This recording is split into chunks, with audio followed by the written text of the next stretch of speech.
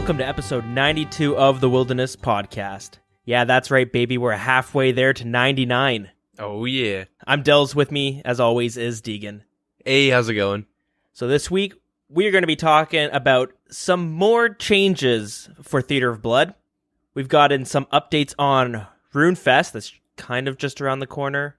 Again, some more game integrity changes make their appearance into the game. And I guess the biggest news of it all, an update on Oldschool RuneScape Mobile. Oh, yeah. It's finally happening.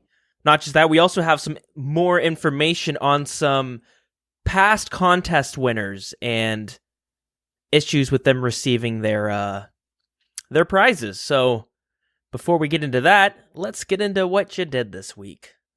So it's going to sound weird, but I didn't play as much RS as normal. Oh, shit. Why, what's going on? Just, a little bit too much RS past couple months.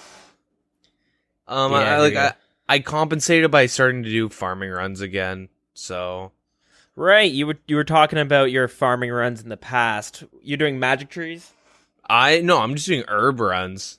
Not even trees. I'll go on like a couple times a day and do herb runs and then just jump right off.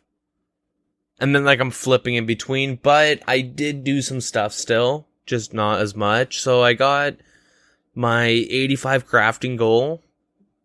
Nice. And I guess 91 fishing. I guess I was last episode I had just finished 99 thieving and I was working on my last level for fishing. So I got that 91. The main, I got 91 because you can use an angler or, an admiral pie and you can boost to 96 for the Mortania Elite. What do you have to do? You have to hand fish a shark down in Burnout. Yeah.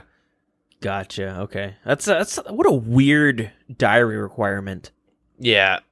Good though. I like it. Dude, one of the diaries is to open up a barrows chest wearing a full set Of barrows? Yeah. So Okay. dude, I must look like the big, I'll just say this, but so when I was doing that task, I guess, because obviously after getting 91 fishing and 85 crafting, I was good to go. Well, I got my 85 fire making too, but Easy peasy. oh yeah. I must look like such a tryhard getting my barrows diary thingy done because I go in full ancestral and Arma and shit. I'm doing these crazy you know what I mean? Full switches of max range and mage and shit. Just ripping through the rooms. People are probably just there's better ways to make money. Yeah. Why the fuck are you doing barrows and full ancestrals? That's so stupid. Anyways, so yeah, I think that's it for the skilling. I did a tiny bit of agility, not much. Mainly I just did a bunch of flipping and sold off some shit. Yeah, so I don't know if I mentioned it. I mean, okay, so I don't know how I started about talking about this, but so past, I guess obviously a couple episodes I'll talk about what I did for merching and shit. Yeah, that's right. You've been on a bit of a merching blitz. Yeah, so I flipped a bunch of red and black dragon body hides past couple weeks. Just while I was slowly buying my crafting and my prayer. Mm-hmm. Buying 85 crafting and 99 prayer. I just, whatever.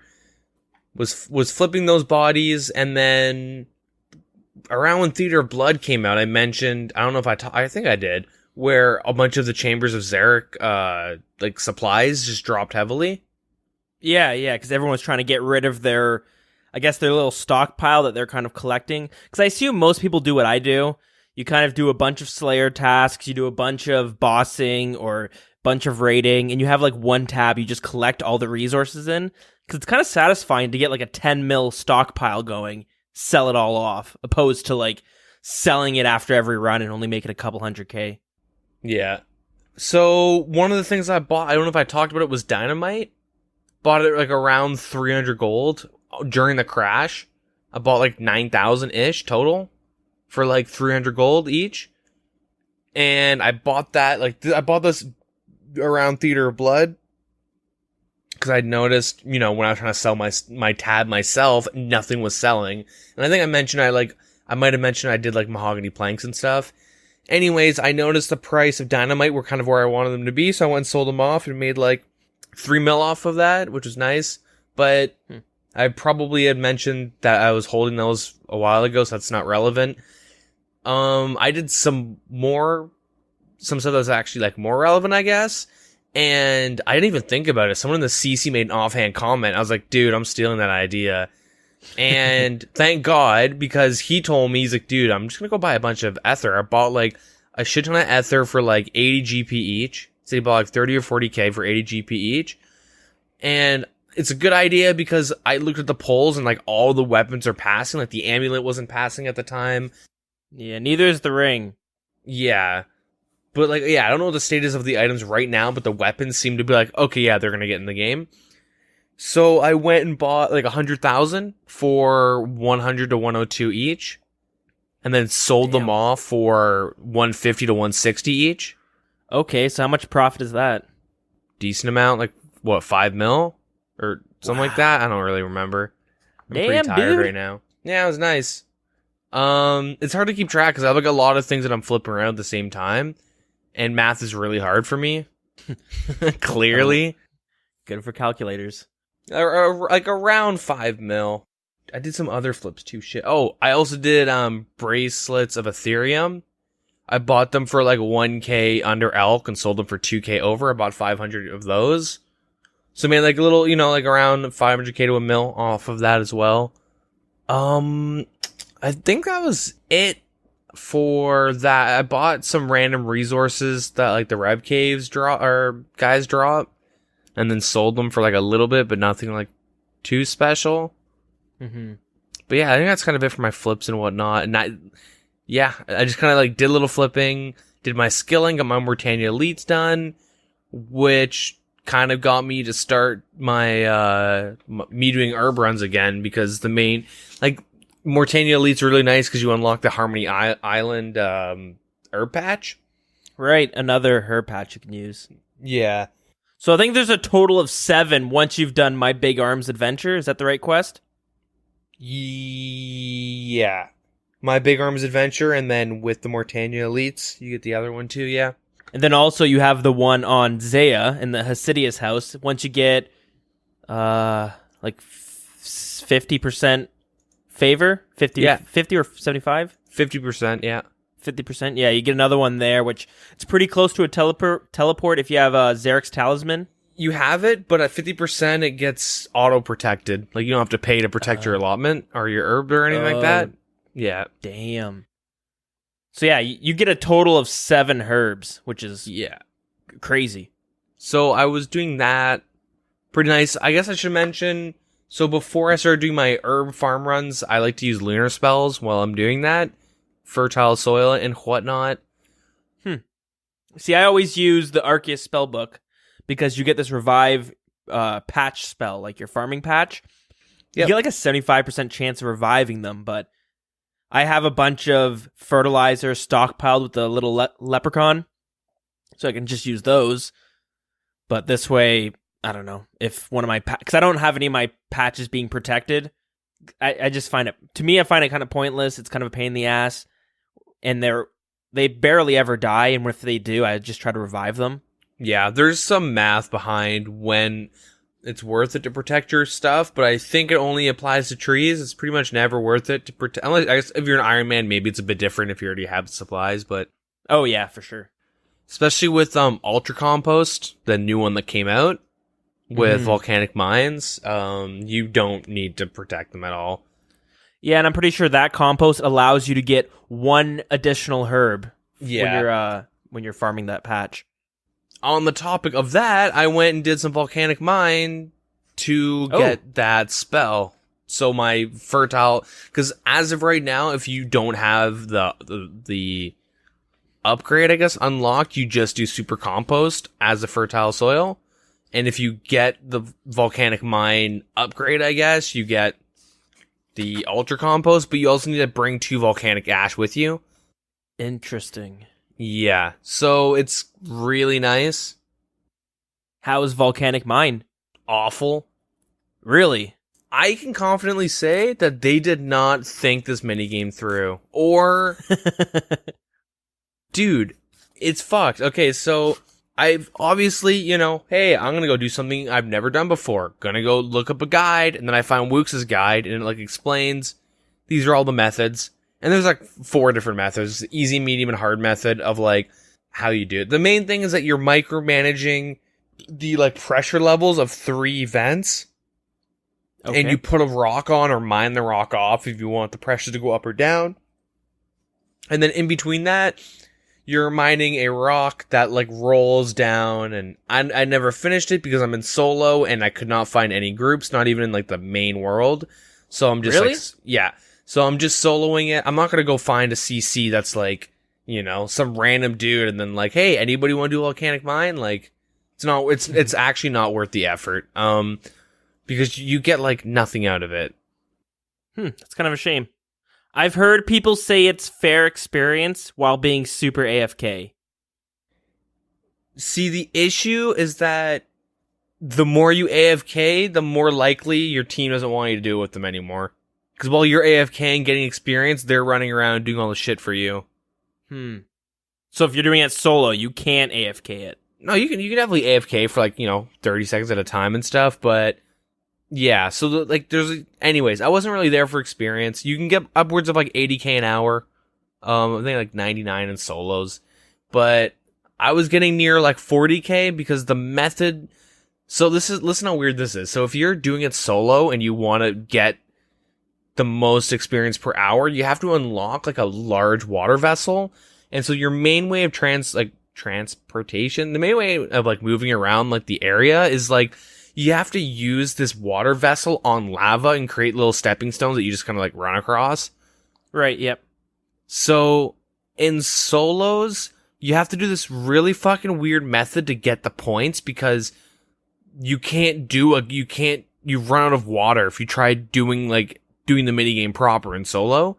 You just can't do it. So you have to like you do this method where you wait for the timer, game starts, you run down, you go check these 2 vents, put a rock on and mine it on this one vent 3 times and then leave.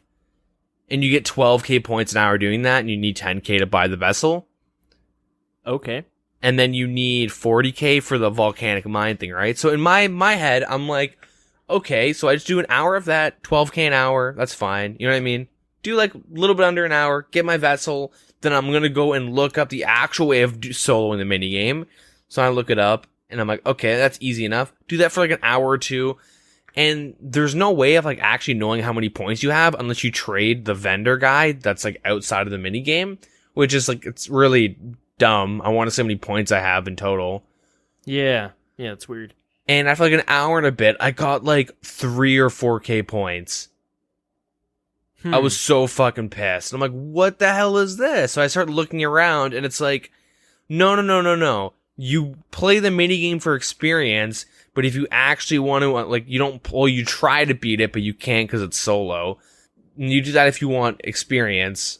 But if you're soloing, you jump in and out and you like mine this thing 3 times and put rocks on it 3 times and tag these 2 vents and run in and out.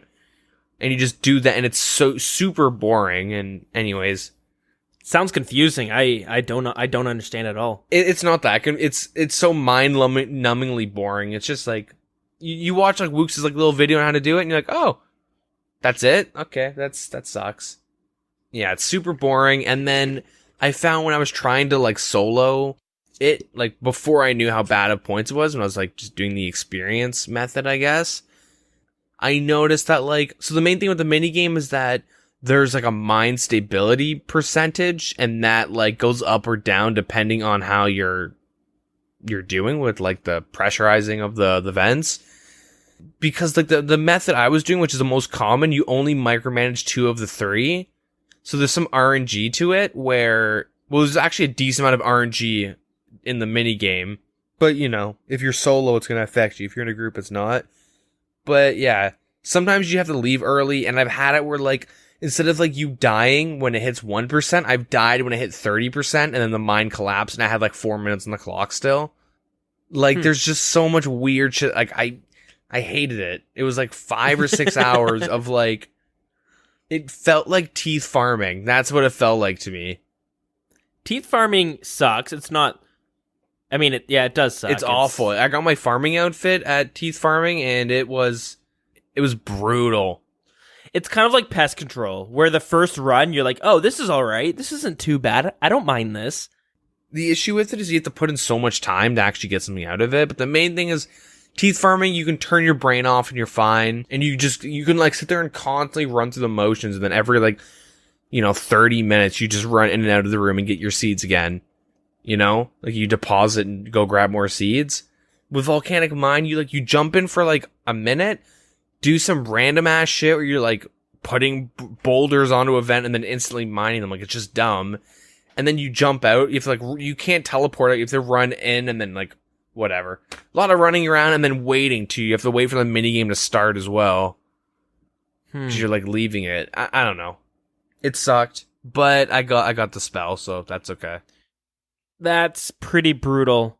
About teeth farming, though, one thing I hated was disconnecting, because you have to do like 4 runs before you run out of seeds, but the first 3 don't give you any points. Yeah, you get Something the points like when you at 75 out of 100 like turn-ins, because you get like 100 seeds, and so at 75 up to 75 you get nothing out of it, I believe, and then the last 25 is where you get all your points. I remember doing it way back when Jagex's servers were kind of a little shoddy for a week, and I just kept disconnecting. This past week and last week and last month? Yeah, this was like 2 years ago maybe, so it's kind of a reoccurring thing. But anyways, back to the Volcanic Mines. That's kind of disappointing to hear. I kind of assumed it was going to be like Wintertodt. When they first announced it, that's what I thought it was going to be. Wintertodt, but for mining. Maybe not for how fast the experience is, but Wintertodt, it's kind of fun. Like, it's not the worst thing. Okay, let me make it okay. So if you're like listening and you do not give a fuck about Volcanic Mine, imagine Wintertodt. There's no fletching. There's no wood cutting of like the logs to, fletch and burn and stuff. You just go and click the mine, but people will have to spend like 30 to 40 seconds, maybe even a minute, to repair and light the bonfires on fire for you. So you can go back to your fire making shit, putting the logs or the sticks in. You know that's what I mean with like, if you're in a group, you're gonna have to coordinate and take turns like running to like micromanage. I mean, it's not like every 30 seconds you have to do it, but you will have to do it a couple times, and you'll have to go and check the vents, which like it's kind of a hassle. Is it something that that you could see it being fun with a group of people? No. Okay. No. It's the thing is that it's not hard or like not engaging really. You just like you click the mine thingy, you're like, oh, let's watch my feet so I don't fall in the lava. So you can't really AFK it, right? That's the thing. I feel like there's 2 terms of AFK for RuneScape. There's AFK where, hey, I'm woodcutting right now, I can go play another game on my monitor. And then there's AFKing where you can watch Netflix, but you couldn't play a game because you got to click like every 4 seconds. So like, yeah, it's kind of weird how people consider Artie Nights AFK, where you literally can't be away from your keyboard because you're so busy just like... Yeah. Oh, no, I'm AFKing, guys. I'm away from my keyboard right now. I was like, no, he's not looking at your screen. Yeah, I've gone to that argument with agility where people are saying agility's pretty AFK. And I'm like, it's not, because you got to click it every like 5 seconds or so. You might be able to watch something on the side, and with muscle memory and just getting in the groove, you can kind of watch the movie in its entirety while also doing agility. But it's not really AFK in the sense that AFK stands for away from keyboard. Yeah. No, agility's definitely not AFK. That's why I said there's like 2 different like AFK can mean 2 different things in RuneScape. Yeah. Yeah. Should be like AFS, away from screen, maybe? Well, that doesn't work either. Not paying attention? NPA. NPA. I don't think that would catch on, but we could try. Yeah. So you're like pulling a Stevie Wonder or something, not looking at your screen. That's a lot to type. Yeah, true. Yeah, anyways, I think that's all. I'm probably missing some stuff, but I didn't really do much this week. Just whole lot of nothing. Fun stuff. Yeah, what would you do? Exactly the same thing. A whole lot of nothing. It's been great. So last week I talked about how I was kind of getting a little bit of a burnout, I suppose. Not burnt out, but I felt, I guess, demotivated. I don't know what term you want to use, but I just felt like if I continued going hard and doing, let's say, if I did my Abyssal Sire task and just going hard at it, and then I went to go do some other PVM things or whatever it is, I might end up just burning out hard from this game and not even wanting to touch it for a while. So I thought this week, I'm going to take it easy, and I'm just going to do some really AFK skills. Because, I would like to think that I'll be able to max my account one day in every skill. Whether I will or not, we'll have to see. Some skills I just dread. I couldn't imagine getting 99 in agility, but anyways. 99 everything but agility? Yeah. Talk to Jagex about making a almost maxed account. Yeah. Almost max cape. Maybe do some sort of thing where you trade off experience in one skill and put it into another. That's a great idea. Or maybe be like, hey, if I pay you guys money, will you just give me my agility levels? That's... How about this? I give you money, you let me spin some sort of wheel, but don't call it Wheel of Fortune because trademark issues. Yeah, that could be an issue. Let's get something close to that, though, and then we'll get, lamps, experience lamps. Yeah, because lamps, that kind of stays canon with the old school RuneScape universe, because we get tons of lamps all the time. Yep. Interesting. You might be onto something. Yeah. But anyways, until that happens, I have just been woodcutting this week, really. I've just been woodcutting. I've done some cooking, because why not? Cooking's really fast experience. I'm 94 cooking. So I do that when I'm working on something that I can AFK. I don't know. I've been playing a lot of Rimworld. That game has just fucking dug its claws into me. What an awesome game. What a frustrating game. Oh yeah, good game. It's a great game. Deagin's talked about it in the past, and I think we were talking about it on the podcast, and it kind of made me want to check it out. Ended up buying it, started playing it. You get really frustrated and constantly have your colony, fucking everyone dying in it. Yeah. Over stupid reasons. You got your little drug farm going, and some dude goes in and starts doing all your coke. So you're like, oh, well, let's put him out here and publicly execute him. All right, don't do drugs, guys. Everyone's walking around in sadness. Everyone's all emotionally distressed because I just, murdered some dude with a family, but he's addicted to drugs, eating up my supplies. That's great. See, I don't ever get that far. What happens to me is I have this colony going. It seems I got tons of food. I got a nice barracks that's in the middle of being constructed it's huge. It's got a hall and a dining and party room. It's going to be great when it's done. You got 4 or 5 people, and they all have their tasks they're really good at. You got one guy who's a really good doctor. Unfortunately, the rest refuse to do doctoring. Kind of an issue. You have one guy who's great at shooting, but the other ones, they don't want to do any violence, so they won't fight at all. What's this? A rabbit becomes a manhunter, which happens to some animals where they just come straight for your colonists and they start attacking anyone they see. Oh, they attack your doctor, you kill it, but now the doctor is kind of bleeding and he gets an infection, but since nobody else can take care of him, he ends up just starving to death. Now you're out of a doctor, and then your other guy gets hurt, let's just say, and now he's in there. Nobody can take care of him, so he ends up dying. And then next thing you know, you have no one who can do any violence, and then you get raided, and these guys come in and just kidnap all your people, and you're just sitting there like, everything was good a day ago. That fucking rabbit. Yeah. Yeah, it's the whole don't put all your eggs in one basket type thing.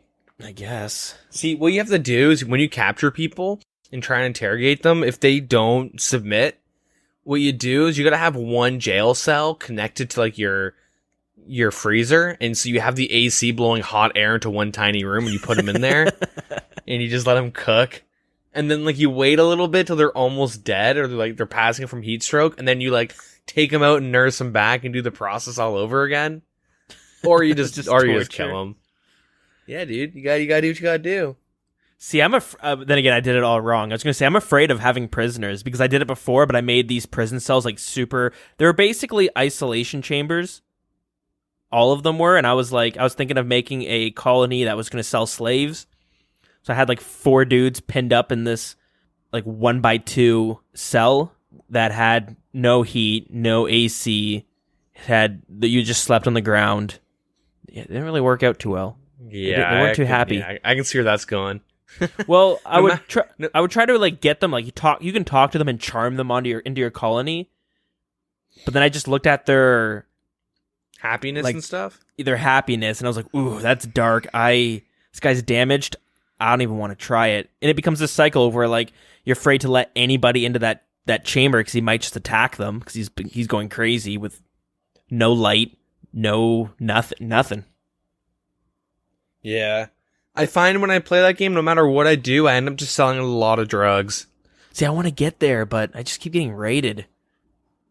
True. Anyways, it's a great game. It's a lot of fun, and we've said it before, but it's a really great RuneScape game because as soon as you click off of it, it pauses the game. But on top of that, there's a lot of lulls where you're just kind of waiting for things to happen, or your guys are recovering, so you just have it on like 4 times speed. And you let it just run through the time when you're kind of clicking back and forth. It works really well. Yeah. I will say, before I move on, the one thing I hate about that game is that the second my colony is completely automated, where I don't have to do anything, the plague hits, and just everyone gets fucking sick. And I'm like, okay, well, we're going to lose now. Well, I'm going to have to euthanize 4 people because the plague's going to spread if I don't. Hey, there's merchants that are traveling. Well, let's give them the plague now. Yeah, weaken their colony and take it over. Yeah. It's cool. I get a lot of cool ideas of what I want to do. You can do a drug colony or sell slaves. One thing I want to do now is sell organs. Get prisoners and just knock them out with anesthetic. Harvest some lungs and some livers and hearts and then sell it. Oh, yeah. Problem there is you got to get the right person to do it. You get the wrong person, and now they're fucking gone on a rampage. Oh, they're a pyromaniac, and now they've set your whole fucking building on fire because he's gone crazy, just slicing up people. I guess before we move on, I have been playing a lot of Terraria. Oh yeah, I wanted to ask you what games you've been playing since you said you haven't been playing too much RuneScape. I played a little bit of Overwatch. I haven't really played the game since September. I was like really close to Masters. And then I jumped on this week, got placed in like mid-diamond. I'm like, okay, cool. Might be able to get to Masters. And then like the game is like so different, like the meta and shit. I guess it'd be similar if I were to like play League now. Where like stuff that people would pick and you're like, oh, is this guy trolling? But it's like, no, it's actually meta. Like it's what everyone plays. So it's kind of weird. That and the amount of end bombs I hear in a single night, just like, I don't want to play a game anymore. It's kind of awkward. On League or Terraria?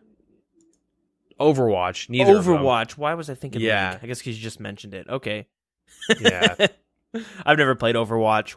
I went to a bar once, an esports bar, and they were having a tournament on the big screens. That was interesting to watch. Yeah. Dude, if there's a bunch of end bombs on a single player Terraria game, I think that'd just be on my shoe. Yeah. I think that'd be all me. But, fair enough. No, I mean, I like Overwatch and stuff. I honestly feel like my, like, urge to play competitive games kind of goes away. Because, like, normally I'm like, oh, I'm on, like, dude, I hit, like, a fucking, like, 13 loss streak, and I did not, like, I was like, okay, that sucks. But then people are, like, screaming each other over the mics, and usually I'd be like, you shut the fuck up. Like, I'd get really into it and stuff. I'd be shit talking super hard, like, typing to the team, like, oh, your sniper's trash, blah, blah, blah, blah, blah, like, you know. Play like Widow, which is the sniper, and like just like shit talk, like not like be toxic, but like do it in like a trolley friendly way, but like not, but like I don't know. Then I see people like getting like they might be trolling, but they also some people are just like super fucking angry and like you know you get some of the racist people, and I'm just like you know what, let me just mute all my chats, you know I'll just play the game and It's like, I don't know. I just can't really like get super competitive anymore. It's weird. So I started playing Terraria, which I haven't played since the game was released, actually. That's a great game. They've had, like, the amount of, like, progression that's in that game is super fucked. Like, they added so much stuff. There's like a RuneScape mod, you know that? No way. Yeah. How does that even work? You just level up wood cutting and shit, or what do you mean? Well, like, there's, like, golems you kill, you get mine runes, and you can cast spells, you get, like, full arums and stuff like that. No way, that sounds awesome. I haven't tried it. My buddy said it was kind of cool. That's interesting. On the topic of RuneScape mods for other games, I remember Skyrim had one. This was a long time ago when it first came out. You've played Skyrim. You have a bunch of skills, and it's like different combat skills, and you pick. It's similar to RuneScape in the sense that there's a bunch of skills you can level up. Anyways, switch all the skills in Skyrim, so you don't have illusions, you don't have sneak. But instead, you got like wood cutting now, and you go and you can wood cut trees and level it up. It was an interesting idea, but at the time it was super bare bones, and there was not much you could do. Yeah, servers disconnecting. Yeah. Yeah, it was pretty good. Very immersive. Yeah, pretty cool. Anyways, shall we, Yeah, I think that was it for my week.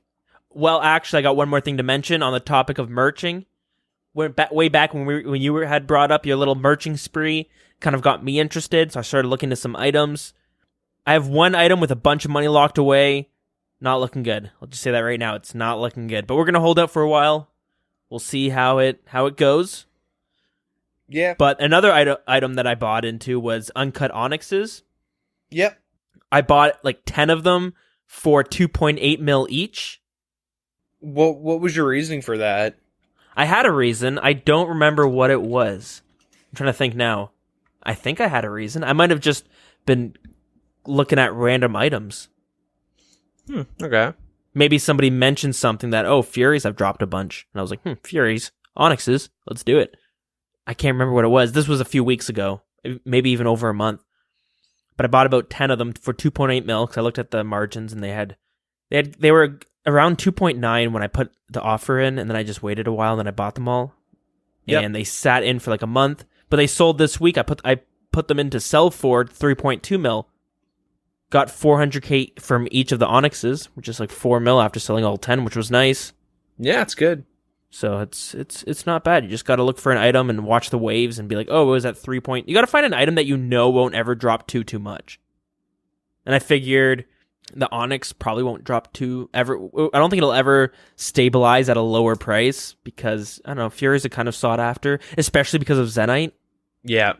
Yeah, you just got to use both of the gems for that top tier jewelry. So yeah, but that's it for my merching. On that note, let's hop right into the news.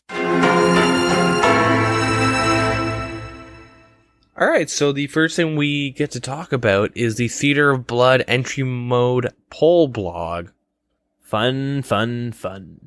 So they pretty much say that when they first announced Theater of Blood, it would be challenging, rewarding, and emphasize on the need for teamwork. They've gone back on all of this. Changed their mind.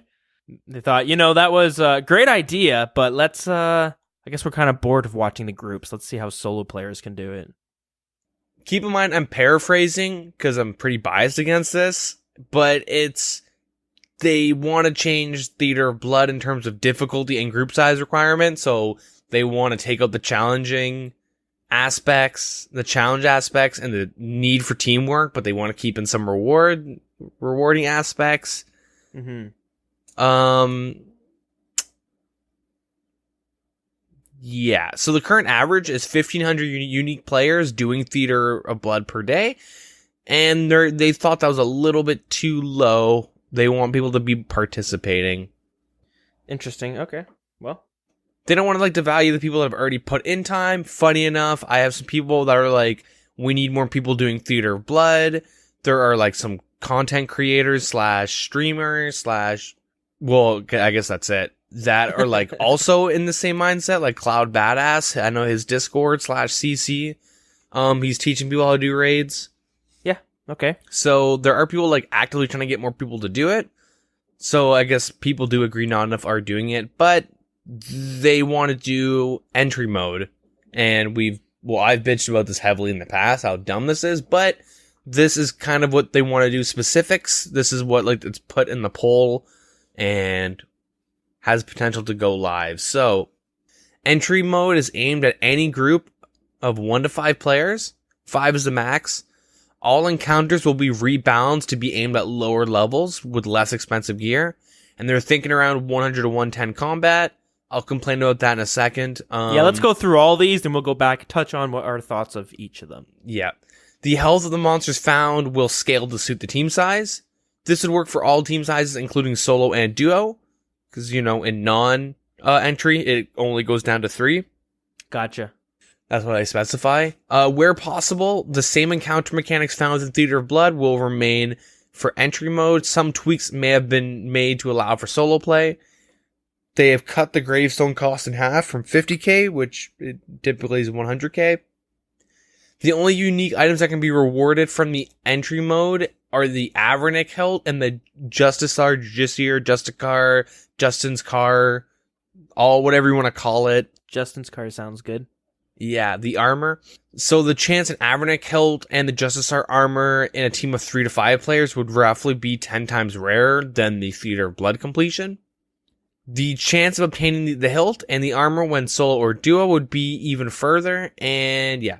So the death and supply shops and the way loot, including uniques, is awarded will follow the same rules. The number of deaths will impact the quality and quantity of loot you receive. The supply chest shops will not allow players to effectively farm high level potions. Oh, interesting. Cool. Yeah. We talked about that, so. Yep. No chance of getting the pet. And a separate kill count tracker and leaderboard. This will not count towards the shroud. And then the poll question is pretty much, should they add all of this trash to the game? He's not trying to sway your vote or anything. Yeah. So obviously there's a little bit of bias, and this is something I've been thinking about, because every now and then I'll get into a little disagreement with someone on Reddit about why I don't think this is the best idea.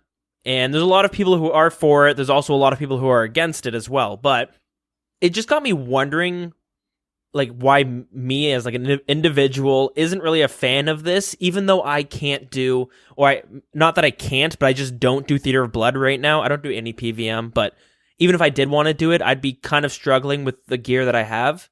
But it kind of got me thinking why I'm so for it. And I just think you and I both have experience in other MMORPGs that have raids in it. So I feel like that's where some of our biases come from, where we play a bunch of these other games and we get this, I guess, a standard for how raiding is. So then when we come over to old school RuneScape, which kind of lacks that type of standard, we get kind of excited for it, because I know for me, when I originally saw the raid, you need a group of 5 people, it brought back some of the feelings that I would get when I would be raiding with my guild in World of Warcraft, when you have 10 people all together meeting up on one specific night to finally get this boss down that you guys been working on for weeks or sometimes even months, because the boss is pretty tough. Which it was always a nice social aspect. It's kind of a double-edged sword, because I also have tons of memories of it being Tuesday night and my friends are like, hey, let's go to a restaurant. I'm like, no problem, but I need to be home for 8. So you obviously, that's what it was a lot of fun, but sometimes you were blowing off some real life plans to do some online gaming, you're living with your roommates, and you're in your room locked away because you have a lock on your door, doing the new raid that came out that night or that week, and you just hear, Derek, you gonna come down? And you're just like, oh, for fuck's sakes, who is this? I've never heard this voice before. Someone's telling this person to come get me, and I can't say no, I'm playing World of Warcraft because I don't know who it is. I'm jerking off. Don't come in right now. Masturbating all night every Tuesday for 4 hours. So, yeah, it got me thinking, RuneScape obviously is a lot different than most of these MMOs. you kind of get this, like, the culture of how people play in the game and their mindset with it, or the reason maybe some people are playing old school RuneScape compared to other games. But yeah, I don't know, it just got me thinking. And then I started thinking about all the other MMOs I've played in the past, and it doesn't seem like a lot of them struggle with this problem. So, like, Deagin, what MMOs have you sunk some time into over your online gaming career, if you want to put it that way? When we start listing them? Yeah, let's Guild Wars 1 and 2. Put a lot of time into those. WoW. WildStar, I hate to admit it. Albion Online a little bit. There's that one Korean MMO that was super based on PvP. Not Black Desert. I played a bunch of Black Desert. Oh, dude. I was obsessed with that game. I had to quit. I was too addicted to it. Oh, wow. I was way too into that. I forced myself off. What the fuck is this game? I can't think of the name. It's not Bless Online. I'm not that dumb. Final Fantasy? Not Korean, but Blade and Soul. That's what I'm thinking of. I put a bunch of time into Blade and Soul. Okay. And I played not a lot of XIV. I played a bit, but not a lot. I played a lot of different MMOs. I like them. Yeah, I do too. And people say it's a dying genre, but there's a lot of really solid games out there. I played a little bit of Guild Wars 1, but not enough to know how that game actually was. I've played Guild Wars 2. That game was fantastic. For leveling up, one of the most fun games I've played. Disagree, but continue. Fair enough. World of Warcraft, I've sunk in a lot of time into it. That was basically my game I switched to when I quit RuneScape back in 2007 with the removal of the wilderness. I've played some Elder Scrolls Online. I never got to the end game, but I still dabbled into it. That was fun for a while. And then the only other game, this isn't an MMO, but it had a lot of raiding and party systems in it, and that game was Destiny 1. Which, that game sucks in a lot of ways, but if there's one thing they did right, it's the rating in that game. How to get cash from their players. Yeah. Destiny 1 was pretty bad. Destiny 2 was even worse, which is why I never even purchased that game. But the only thing I will hands off to Bungie for was the raids in the first Destiny. I had some awesome times. And the thing is, that game didn't even have a group finding system within the game. You had to fucking go onto a subreddit or go onto another website to find your group. And the worst thing is that game was a console game, so it was only on PS4 or Xbox One. So it's not like you could easily go onto a website while you're playing it. You had to go get your laptop, get your phone, I guess your phone's kind of easy, but still, you're using another device to try to find a group. Yeah. But still, I was able to do it, had a blast. But yeah, none of those games, they all have their traditional party system. You need 5 people, minimum, usually. Destiny, you had a 3 party and then 5 for the raids. But none of them really struggled with people wanting to have their own solo, like being able to solo all this content. A lot of them were just like, yeah, it's end game content. You need a group. What else is new? Like, it was kind of just more accepted. Yeah, it's a bit different. I think RuneScape's like very different, I guess. But that's where some of our biases come from, is from all these other games we've played, that this was like the traditional way of doing raiding or endgame PVM. Well, like, I know like a lot of people, they get suckered, like for RuneScape specifically, they get suckered into the mindset of, I want to go bossing, but I don't want to split. But I also don't want to free for all, because if they get the item, then I don't get a split. Yeah. And when you play like every other MMO we pretty much listed, like Albion Online's different because like the dungeons are PvP instant, like you can fight other parties. It's weird. Anyways, you're rewarded more for like playing with other people, like immediate reward where like you guys kind of all get your own loot. Yeah. You know, like it's not like I'm stealing. If like an Avernic like defender or hilt drops and we're in like a 4-man and it's like me, you, a wild boy, and then some random like trash kid that we just found on the street. You know, we needed one. I don't know. We just found him while we were running there, and he was like, "Oh, let me." And then we have to split with them. We're like, "Ugh!" Like you kind of just sigh. Yeah. Okay. Just in general, like you've probably had it where like if you're PDM with someone you don't know, and if a unique drops, or like sometimes you don't want a unique drop. I've had that where like I've raided with someone that I don't know at all, like from We Do Raids, and I'm like, just let this fucking unique drop next raid. I don't want this person to get any part of my money. Like, unless they get the drop, then I want part of their money. You know what I mean? Like it comes from like more of a selfish place, I think. Okay, that's fair. Wanting to solo. It's not like, because every other game has, you click a button, you teleport to the instance, you do it, you leave, and you can just do that over and over again. RuneScape, you have to like dedicate, you have to like get the group together, that's a good thing. Auto like LFG looking for group stuff is awful for like the health of an MMO, because RuneScape's so bare bones and people just don't want to take the time to find groups. They just don't do it. Like me. Like I have like one group that like, they're like, yeah, come do a raid with us, come do Theater of Blood, and then like they just don't message me back when I'm like, all right, well, let me know when you're done. Let me know when you're out of this one, if you still need one more. But I'm not really going to go out of my way and look for it. So I think there's a lot of people in my position that just want to like maybe try solo or like grab one friend and go do it in an easier format. Yeah, that's fair. That's a good argument on why something like this should be introduced into the game. That being said, I think I mentioned before, but like even though it's 10 times more rare, like the potential to leapfrog content is very scary. So last time I checked, the hilt was over 200 mil. Let's say you're doing a 4-man, because that's like reasonable. So you're doing a 4-man, you get a 50 mil split on a hilt. Like you're able to leapfrog so much like, and it's just out of RNG. I understand that's how like RNG works. Maybe you go super dry, maybe not. You're able to like buy, you can make that 50 mil do so much for you if you're level 110 like to 100. Like I didn't even have full bandos to like level 120, level 121, which like is a long way to like 126, but like, you know, and I was like pretty smart with my money, dude. I used a fighter torso for the longest time because it's the same strength bonus. But if you get like, it's the main thing is that like this gives you potential to like, you hit 110 at NMZ, you go do pest control for normal void because you don't want to get a lead void, that's too much work, and then you go run like 6 of them, and then you get like a nice split, and now you're like, oh, I'm swimming in cash. I don't do God Wars Dungeon anymore.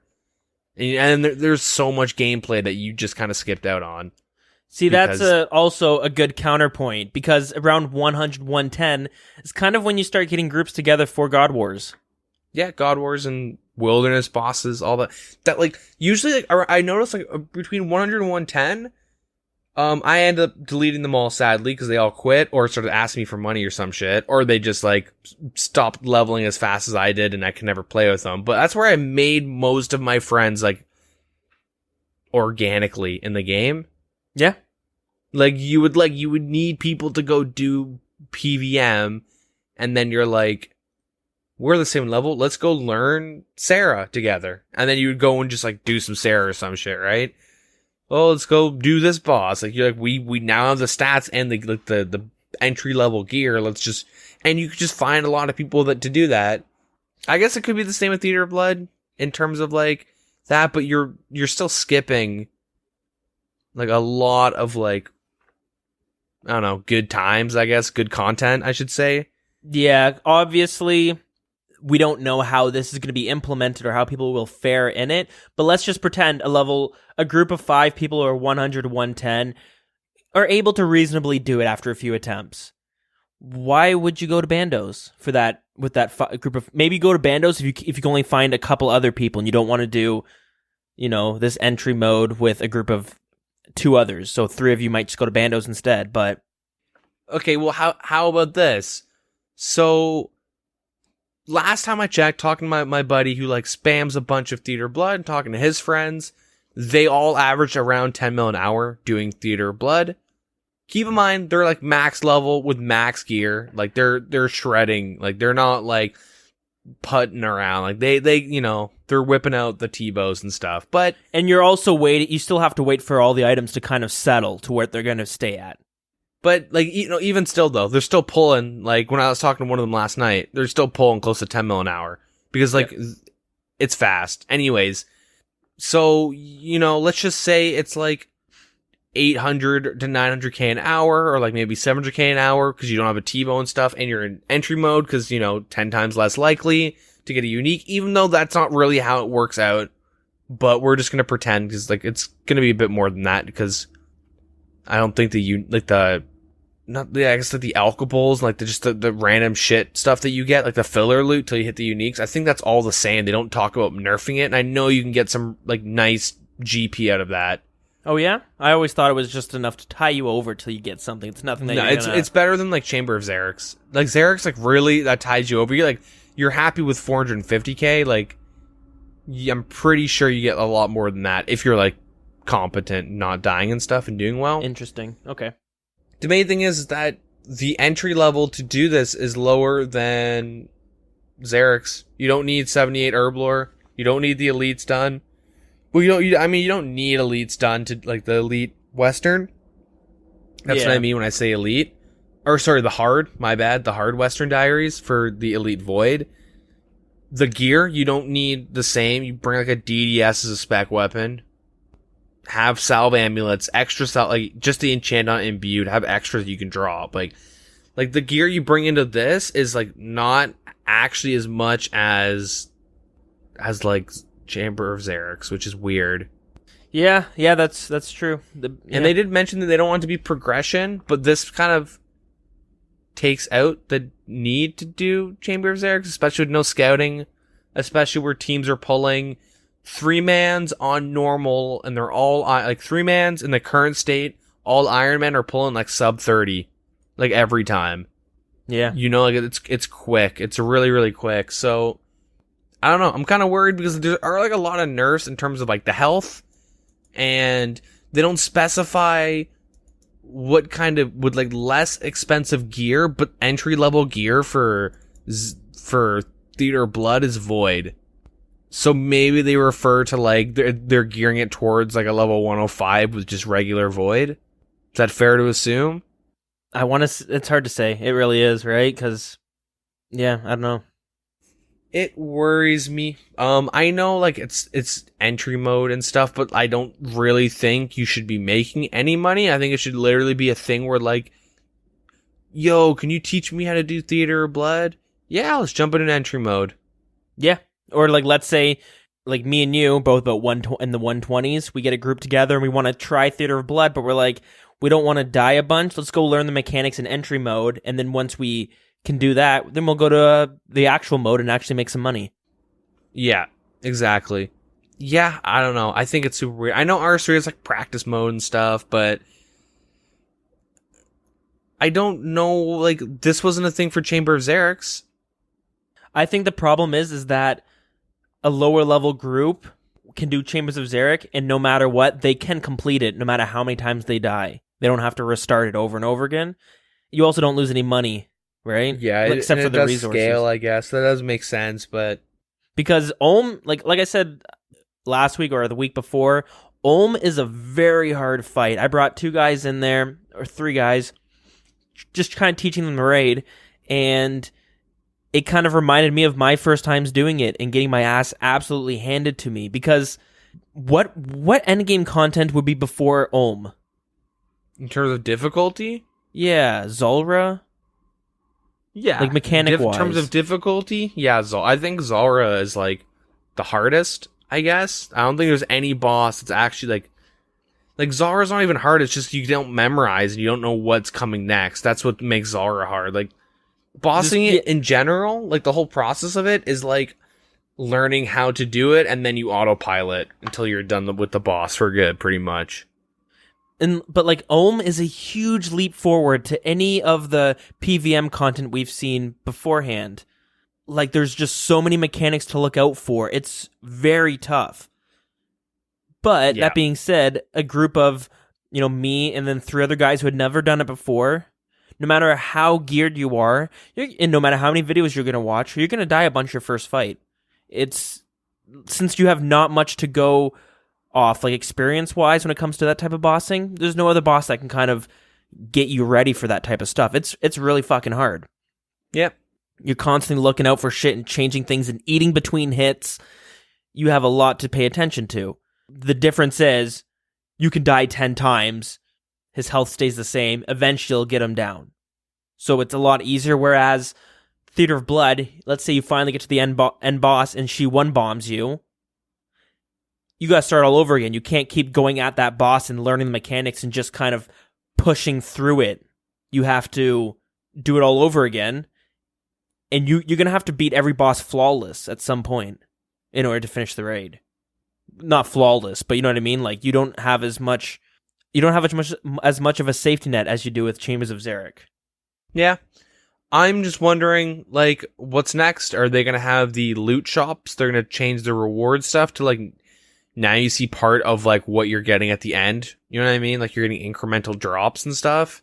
I don't know. It's super, like... We'll have to see.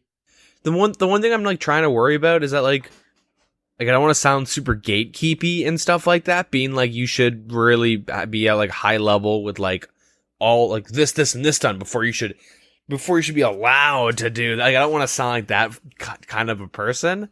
Eventually, like, Chambers of Xeric's tied over people that were, like, max and stuff for, like, a year or two, right? Yep. And this, I feel like, will tie him over for maybe a year or two. If even. Maybe. And then they're going to go back to Xeric's for a little bit. Like, it's kind of like, this content was kind of, I think it came out for people that, like, originally it was meant for people that not were max, but, like, had played the game a lot and were kind of like, well, like, what now? You know, I'm kind of getting bored. This game's getting pretty stale. I need something fresh to keep me in. So, like, you know, big PVM challenge. Don't really want it to be a thing where a lot of the higher levels get burnt out because now they can run solos all the time. Like, yeah. In my mind, Theater of Blood was, it was like, you have a bunch of people on, we'll go, instead of doing a 4+1 or something for Xeric's, just go do Theater of Blood, and if you have, like, 3 or less, go do Xeric's. You know what I mean? Like, there's 2 raids you can do now. It's not like, do this raid. Like, I think that's actually where, like, my main issue is. Like, it was... I think, like, it could still be tough for level 1 to 10. It probably will be pretty tough, but I kind of agree with you. Yeah. Like, being it, like, you saying you don't want it to be gatekeeping and being, well, you need to be, like, the top of the... You have to be really, like, the best of the best in order to compete with this. You need to be this tall to ride. Like, no, yeah. It prevents a lot of people from doing it, but on the other side of it, it gives a goal for you to aim for. Yep. Whereas if you can do it at entry mode, I don't know, I feel like that kind of takes away some of that goal, because the difference is it's a bit harder, okay. The loot's not as good, okay, but it's still there. So, okay, riddle me this. How many of you guys either know someone or this happened to? When, like, Inferno came out, how many of you guys were, like, super motivated to play the game or to, like, try it out when you saw, like, streamers going for it? You saw this big hype around the new Inferno cape where it's like, this is hard content. Like, this is, like, people are like, I'm not going to try until I have a T-bow and an Ellie. You know what I mean? Like, there's... Yeah. I kind of have that mindset. I want to get a T-bow before I start doing Inferno, but even if you're, like, a level 80 and stuff, and you're, like, watching this stuff go down, or, like, you heard about it, you like...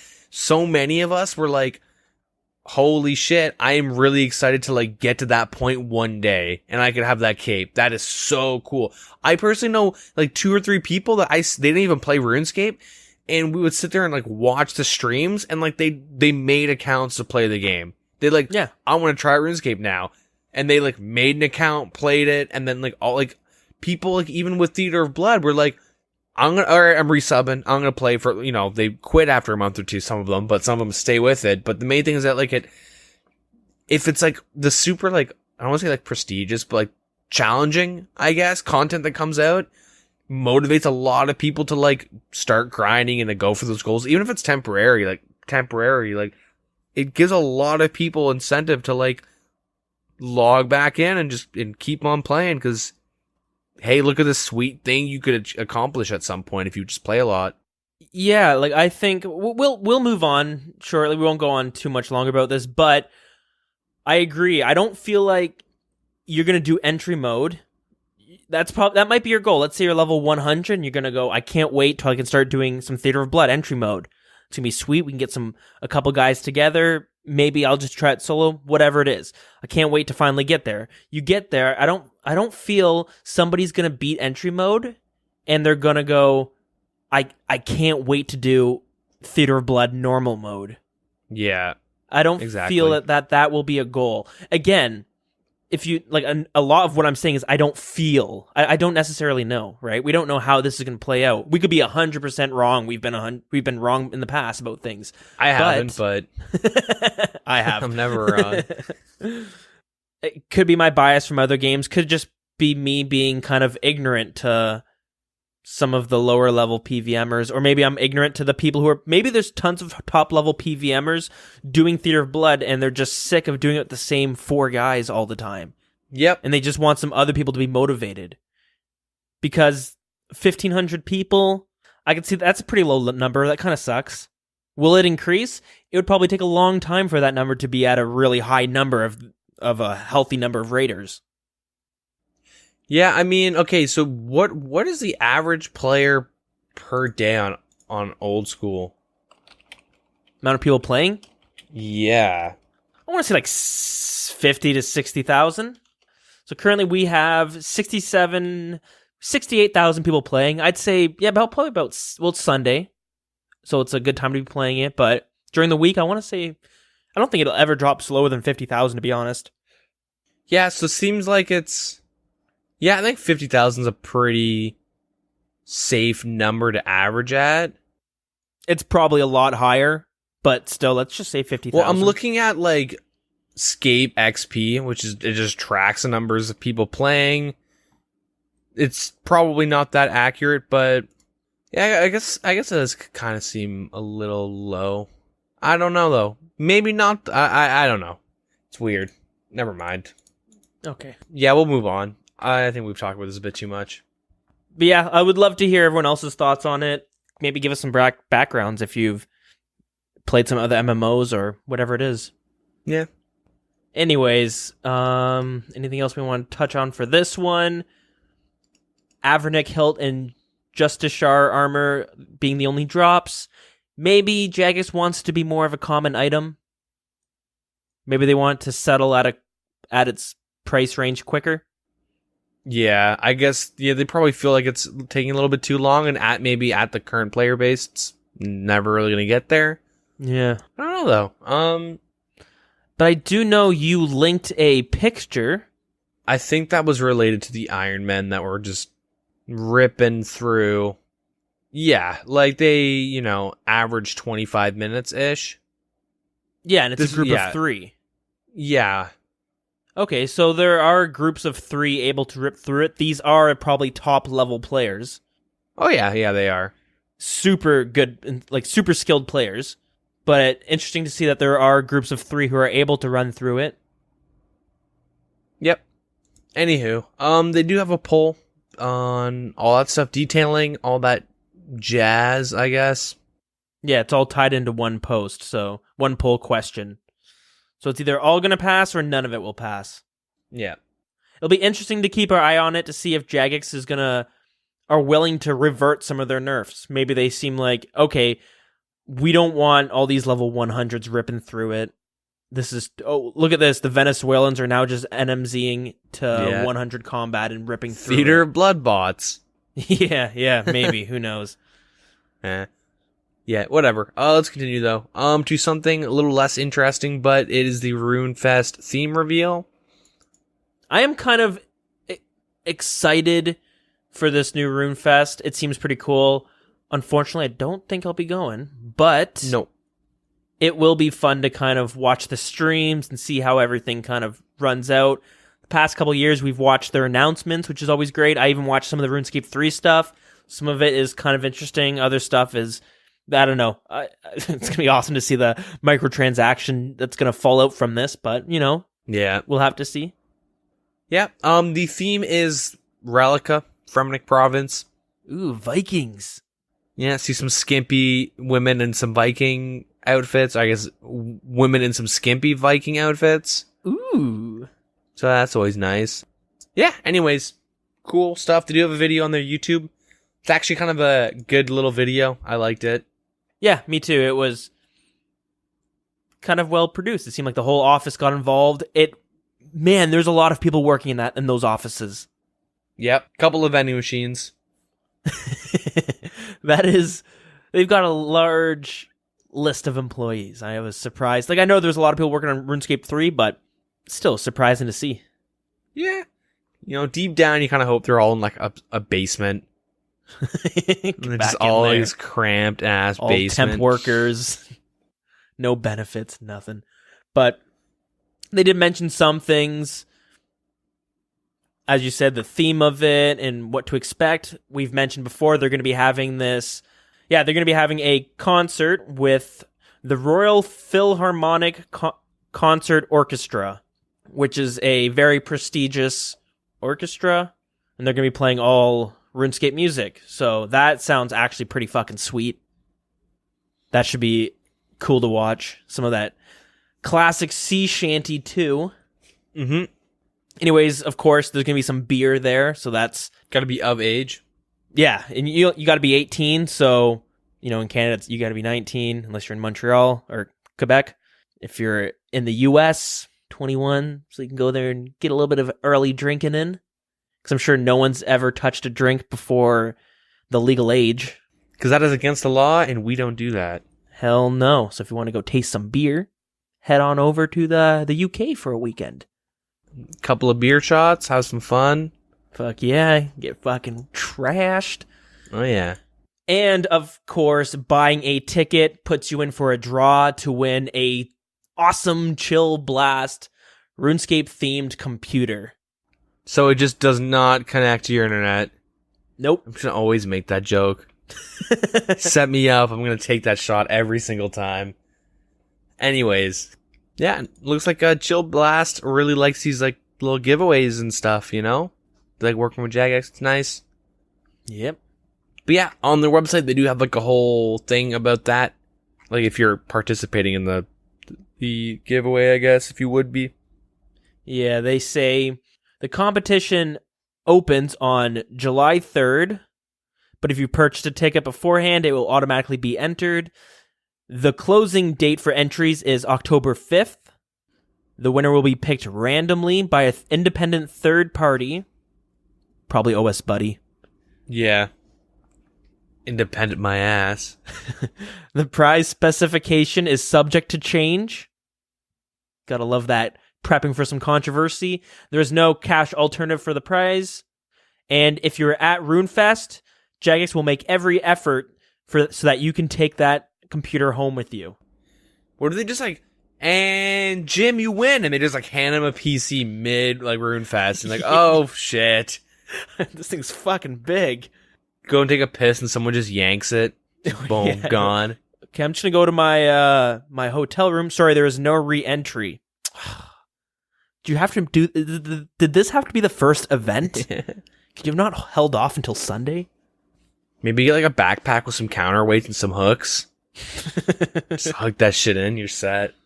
Any hoozle, let's continue on with some updates that I was wrong about. I'll admit it. This is the first time for everything, and that's okay. So, game integrity changes. I was convinced thieving was like coming. I thought like the rest of them were coming in this time, but they did the anti-dragon protection this time around. So, they made it so that players are now required to start Dragon Slayer in order to use any form of anti-fire protection. This includes the anti-dragon shield and the charged and uncharged version of the DFS, ward, and the ancient wyvern shield. All forms of dragon fire potion, including barbarian variants. For you barbarian potion fans out there, you know. I have a few of them just in case. Yep. Players who are currently assigned Dragon Slayer task. That's a Slayer task of dragons, not the quest. They put that in parentheses. Ha ha ha. You can visit. Imagine getting a quest requirement from a Slayer master. Like, you fucking son of a bitch. Dude, do it. Fuck the peers. Yeah, so you can visit Turiel, and he will remove the task without affecting any streak. Only if you're already assigned this task, though. Any player who has purchased the Dragon Slayer task block or unblock will have their points refunded if they no longer are eligible to complete the dragon task. All right. So, yeah, not bad. And this is kind of interesting, and I think we've talked about this before, but we might be curious, and I guess, well, I am at least, on how last week's integrity changes have, like, worked. And they have some data to share, and they have, like, a little graph. And this will show the number of accounts reported for botting at the Wines of Zamorak and Zaf staff.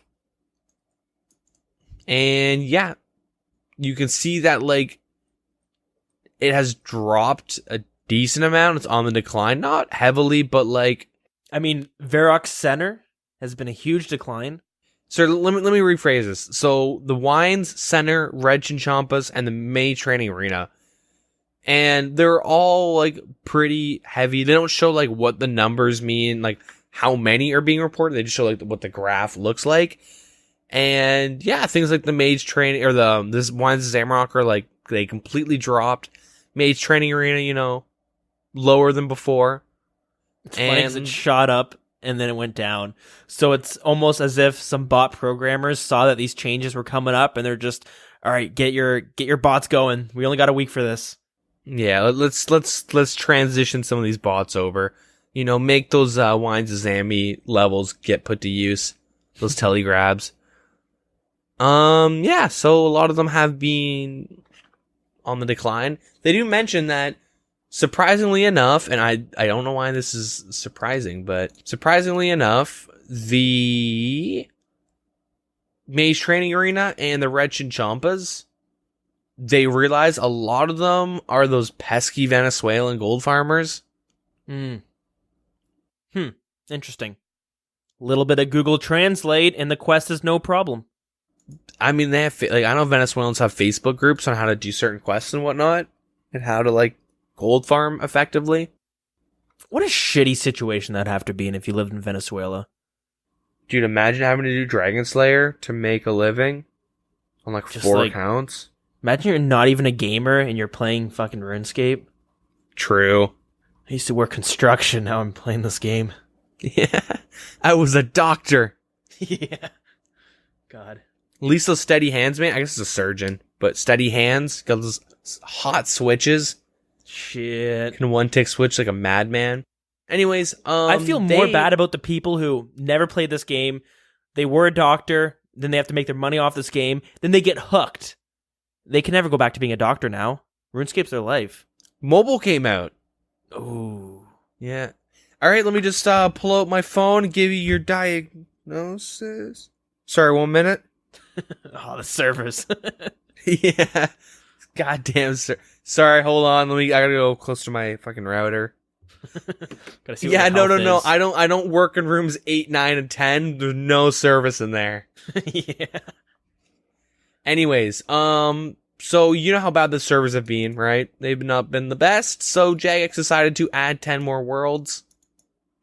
I say that like it's a bad thing, like they're adding more worlds. I'm kind of just being a dick, but they added more worlds, which is obviously always nice.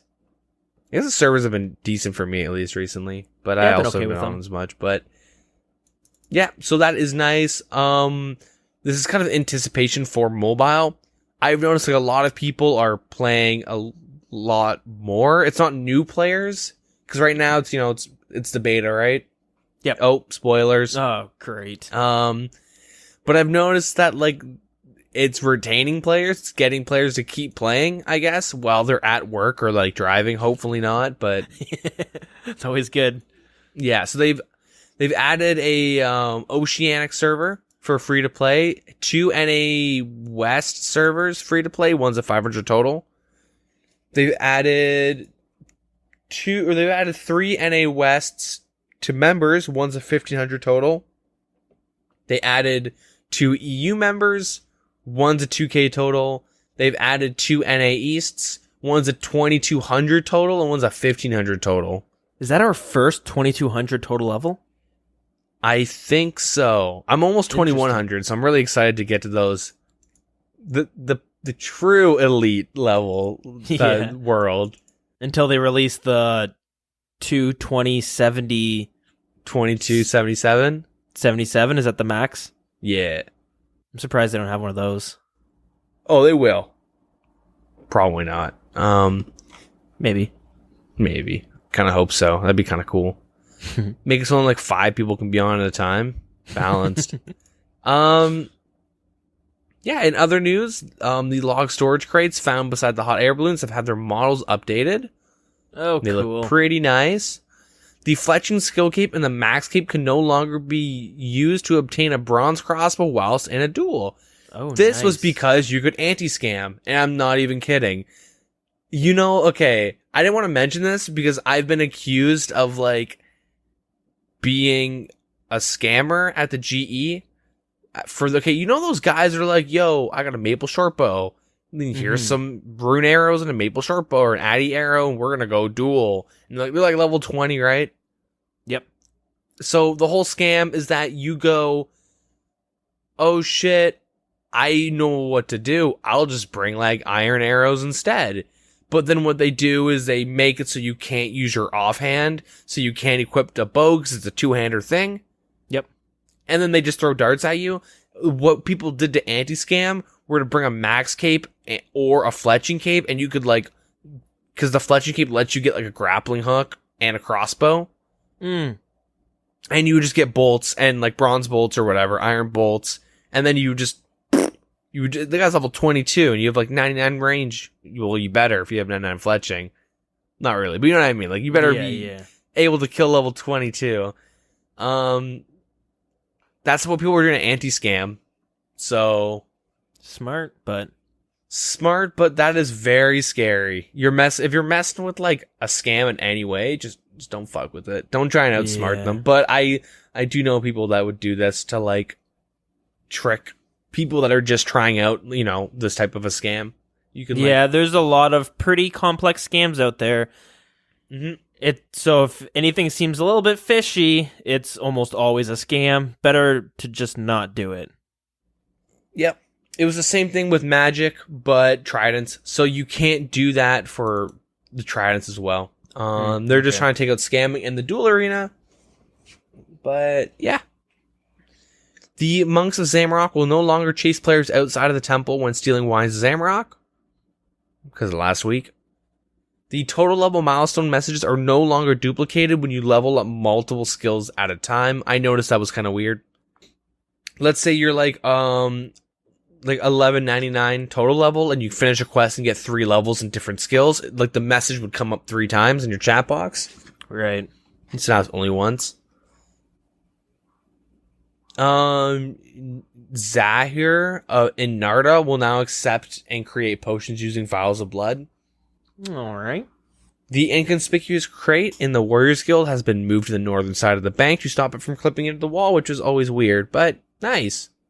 They fixed some black tiles that would appear in like some dungeons and like random things when you had to remove roof. It was kind of weird. Okay. So like Varrock sewers, Edgeville dungeon, ham caves, blah blah blah blah blah. They did some clipping issues, and Cristelia used to assign magic axes to players who couldn't even get to the hut. Yep.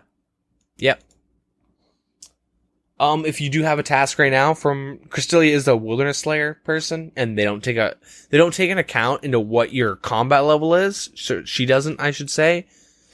And that would, they just didn't realize that doing that meant you could get like magic axes, and because it requires a thieving level and a lockpick to get into the room. Yep. So the Master Clue Scroll will now protect over individual trail pieces found during a 3-part step. All right. And they fixed some spelling errors. I do want to say the log box for the hot air balloon looks really nice. Yeah? It's a box. It's a good box to hold some logs. Yep. Yeah, you can't go wrong with a good, nice looking box. One thing I want to say, Zahir in Narda is one of the most useless NPCs from a diary reward. Iron Man, baby. Sort of. What he will do is he will combine your potions for you, or maybe he'll make unfinished potions for you, one of the two, but you can't have them noted. I'm pretty sure you can now. One of them you couldn't, because I tried it a week ago, and he only did unnoted, and I was like, "What's the point? I may as well just make them myself." Then you're not saving me much time. Yeah, they might have changed. 'Cause I remember seeing an Alkin video a long time ago, and I know a lot of Iron Men will like because you pay money per potion, and they like turn them into unfinished for you. But you need both ingredients. Well, like you need the herb and like the vial. Oh yeah, the unfinished. Yeah. One of the options, whether I'm pretty sure it was making unfinished potions, he wouldn't take noted. Or is it cleaning? Am I thinking of cleaning? I don't know. Oh, maybe it was cleaning. He wouldn't do noted. Yeah, that's it. She can clean unnoted dirty herbs for 200 coins per herb. Yeah, and then she can make unfinished potions. So you take the noted clean herbs and the vials of water, and 200 coins per potion, and she'll make it for you. May as well just do it do it yourself at that point. I don't know. Whatever. I guess it's fat. Whatever. It's a huge EXP waste. It's very inefficient. Very inefficient to as an Iron Man, when you're making like thousands and thousands, it's a big waste of time. Fair enough. Yeah. Pretty nice, I guess. And I guess we're going on to the more pleasant part of the week. The OSRS mobile beta for Android users has come out. Oh shit, this is a big one. I want to say it's open beta, but it's an open limited beta, first come, first serve. Yeah, they've been doing it in increments because they're afraid if they just opened it for everyone, it would just crash the app. Yeah, that, and if there's any major issues, then they don't want everyone to get fucked at once, but yeah, there's been it's been huge though. People have been super excited, tons of people logging on. I know I've been talking to a bunch of people in the CC who are playing right off the mobile client, and people seem to be loving it. Yeah, slaying while they're in bed, or skilling while they're in bed or at work. Yeah, maybe exactly. both. Now, I will say though, I was talking to a few of them. I think it was just one person, to be honest, but they had downloaded an APK file off of Google to get the client. Ooh. I would not do that. I would just try, and if it's filled up, just wait. They're doing it pretty consistently. The thing is, he was able to log into the actual game, but you don't know if you've compromised all your data. And if you don't have a bank PIN, that could be seriously dangerous for your account. And if they ever update the app, I don't know what would happen with the APK, because I remember I downloaded some sketchy ass thing for Pokemon Go before it was out in Canada, right? And they came out with an update, but it didn't affect me. I was playing on a different version, and then one day it just stopped working a month later. And I stopped playing Pokemon Go because everyone stopped playing after a month. But yeah, so be very careful. They do have an article here about, and they do have an article here for information on the fake mobile betas. You can just go to Google Play. It says, make sure you only trust our official sites. If you click an advertisement, check the link, but don't even click an advertisement, I would say. Don't trust any fake Facebook pages or official pages. It's very easy to fake an official page on Facebook. Oh, sorry. So they say our official pages are Runescape Facebook and Oldschool Facebook, but even still, go on their website and find it through there. Our official verified Twitch channels are Runescape Twitch and Oldschool RS Twitch. Hate that Twitch name, by the way, Oldschool RS. Pain in the ass to find that, but anyways. And invites to take part in this RuneScape mobile technical test will be sent to your registered email alongside an invitation to your in-game message center to verify its legitimacy. That being said, day one they had 20,000 people in, and day two they did 250,000. Go check, you're probably in. I know most people got in. It just sucks if you're Australian or something because they do it while you're asleep. But you can always just make a Twitter account, follow Mod Sween, enable the phone notification, and then download it once the notification. He said he'd tweet out when the invites are live, or the open spaces are, I guess. Go download it, delete Twitter, pretend it doesn't exist, and live your life. But Yeah.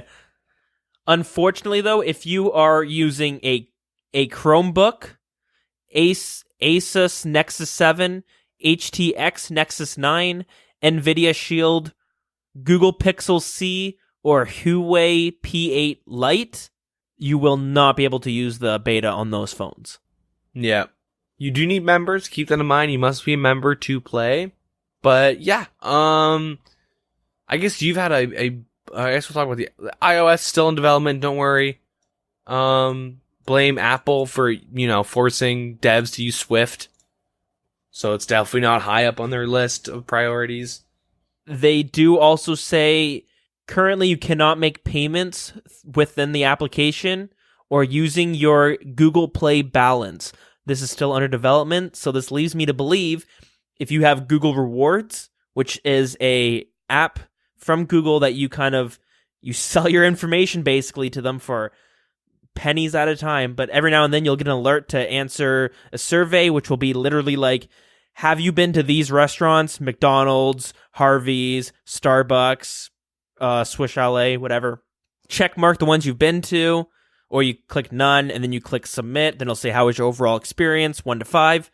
Pick one of those, and then they'll say, thank you for answering. Here's 30 cents. And I'll get one, if I'm lucky, I'll get one once a day. And it's kind of like that. Sometimes you'll get one, it'll be like, does this YouTube video interest you? Would you watch it if you saw this pop up in your recommendations? And it's usually tailored to you. Like if you watch Fortnite one time, you'll always get Fortnite videos. And does this look interesting? Get 1 kill equals remove one article of clothing. 50 kills. Yeah. Yeah. Anyways, so that leads me to believe that you will be able to purchase bonds with your Google Play money, because I have like $4 in there, so you keep saving up. Dude, sell your real life info for RuneScape GP. Exactly. Maybe you're from Venezuela and you don't want to grind for a bond. Maybe over time you can do your Google stuff. And dude, maybe they've been doing this in preparation. Maybe there's some Venezuelan gold farmers with like $30. And they're like, oh, I'm ready. Good game, RuneScape economy. But yeah, so they have been improving the tooltip interaction. They refined the mobile control guide. There's like weirdness with chats and, a lot of like little weird interactions visually, and just how, the interactions like feel, I guess. They fixed the world map UI issues, some of the issues, multiple changes to comply with the, app Play Store stuff. So you can't have the word like click or anything like that. It has to be tap or select. I guess it's to prevent people from porting like just their PC games or something. They're like addicting games, flash games they made when they're like 8. Yeah. Onto phone. Yeah, the in-game broadcast will now appear below the chat box and shift upwards when the chat is closed. A little weird random things. FPS settings not being saved. Blah, blah, blah, blah, blah. The fun stuff. Yeah. I guess you have been using mobile for a while, but hell yeah. What do you normally do on mobile, and how do you feel about it? Normally, I'll be doing it while I'm at work. So for the most part, I'm doing something pretty AFK. I did a bunch of my rune crafting grind there. I shouldn't say I did a bunch of my rune crafting grinds, but I did sink in a fair amount of hours over the course of a couple weeks doing rune crafting at work. I don't know, I find it's great if you have a task where you can jump on for 5, 10, 15 minutes. Maybe you can only play it on your coffee breaks. So you have 15 minutes, you jump on, do some cooking, maybe some wood cutting, doing something small, right? Because I tried a few things. I tried some Slayer, I tried some bossing. Depending on the boss, can be kind of tough. I did Vorkath, which it had its issues, like click on the spells to cast it on that little dude. Or another problem, though, is you're out in the world, getting that sunlight and fresh air. Ugh. But the problem is you're dealing with sometimes shoddy service, so you might get a little bit of a lag spike. So doing a boss that could kill you, which it always did at Vorkath. Yeah. Some Slayer tasks were good. I tried bursting some like Dust Devils and Necrials. That wasn't too bad. But again, having to switch to darts, then switch to your staff, and then putting on your spell, your ice burst. It's tedious, but that's only because you're limited with your phone. It works it does work. It's just a bit more tedious. Mm-hmm. But I find the easiest things were just like cooking. I did a lot of cooking and like blood altar rune crafting, because if I lagged, no problem. When the lag went away, I just had my whole inventory cooked in one tick, basically. Like I said, a lot of the problems are going to come down to just it's mobile. You're on a phone instead of the PC. But it works really well for what it is. Yeah. Yeah, I found farming runs, like doing herb runs, it's perfect.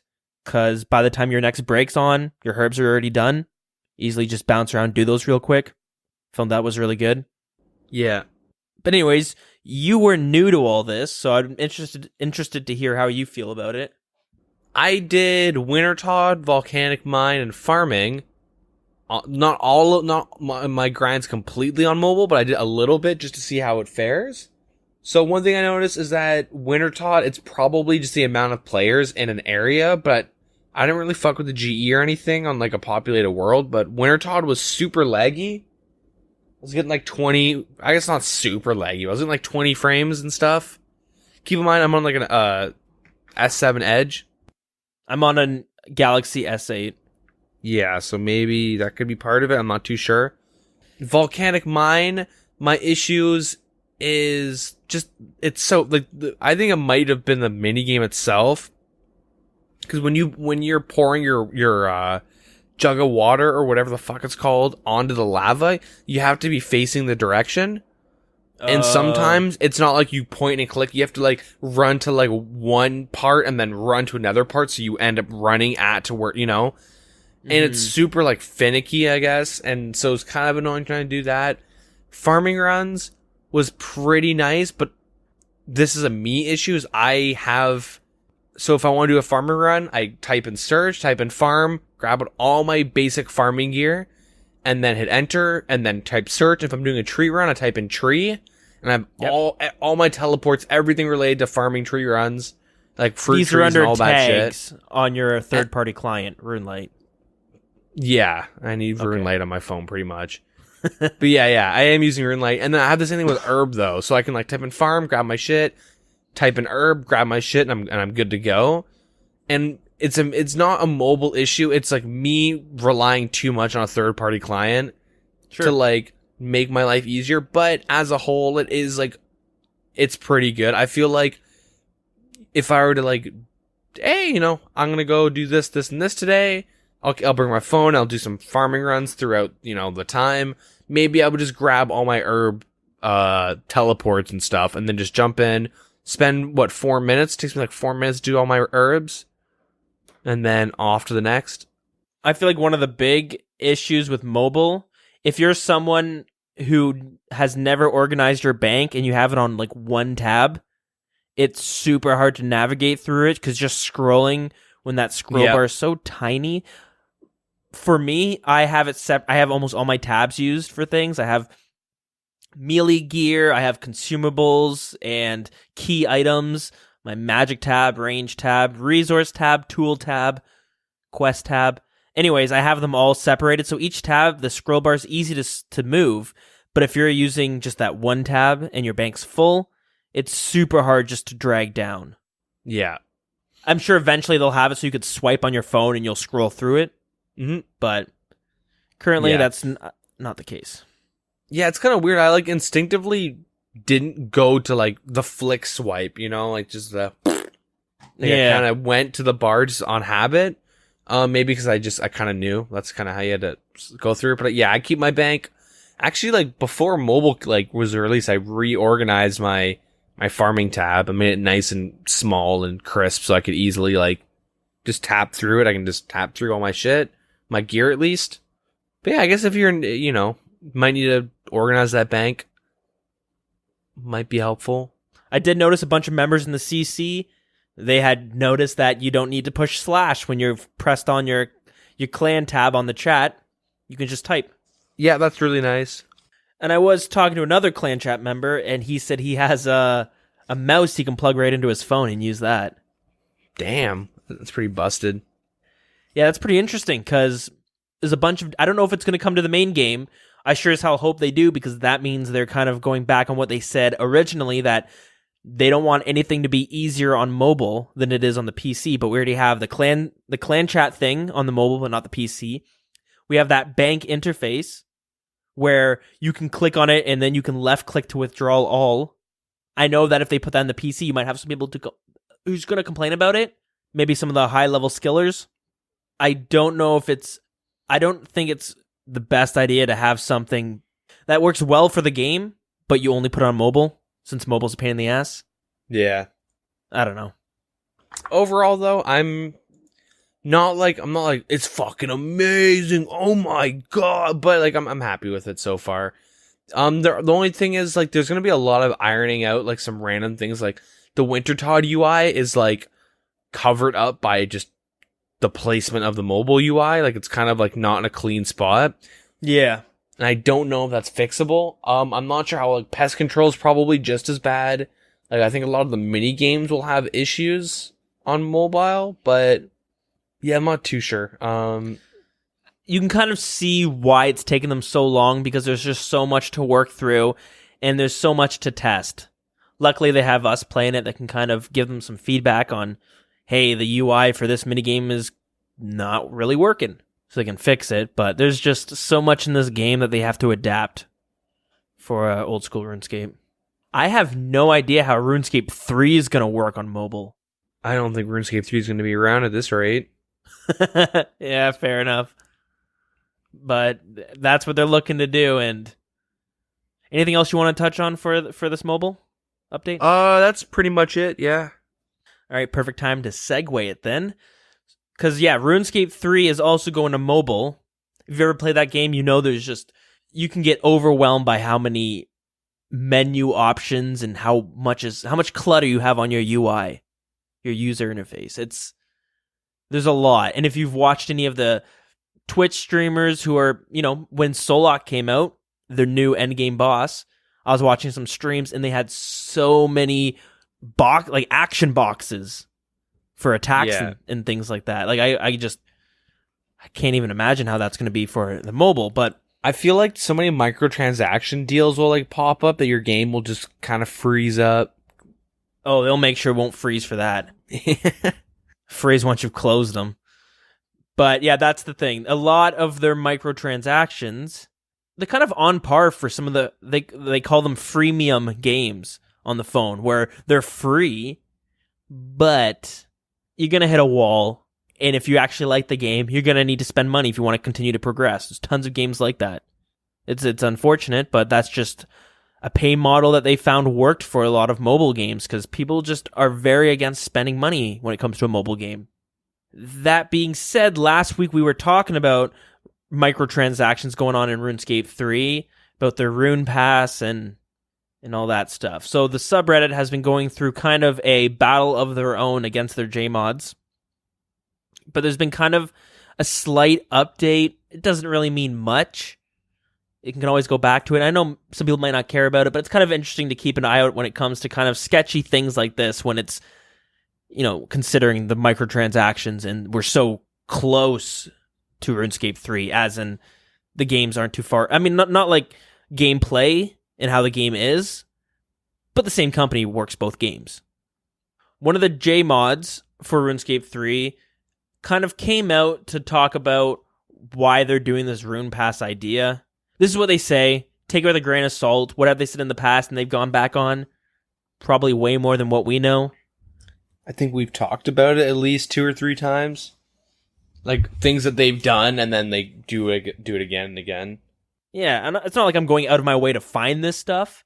It's just, it's so big and blows up that it either leaks into the old school RuneScape subreddit, or I just kind of come across it on something else, right? You just kind of see it, and next thing you know, you're going down this rabbit hole. But they said that their dev team, they kind of have this quota. They have this goal they need to hit each month. They didn't go into too many specifics, but you can assume that they have X amount of money they need to rake in, whether it's in general, or maybe they have X amount of money to rake in through microtransactions on top of the membership. He had said they are limited on what they can kind of do to get that money in. So it turns out to be just microtransactions. Just add some more, try to get some more money to hit that quota that month. What they're hoping for is, they know a lot of people hate Treasure Hunter right now, where you can get experience lamps, you can get items, you can get 200 mil if you're lucky. You get a bunch of wonky things. And it's basically a slot machine. But what they're hoping for is for Runepass to come, and it being a new method of microtransactions instead of their Treasure Hunter. So yeah, they're hoping Runepass, which is something you pay, maybe you pay monthly, maybe it's a one-time fee, and this allows you to kind of gain extra cosmetics as well as some experience lamps as well as you progress throughout it. And if that turns out to work better than Treasure Hunter, then they might just scrap Treasure Hunter. That's what they say.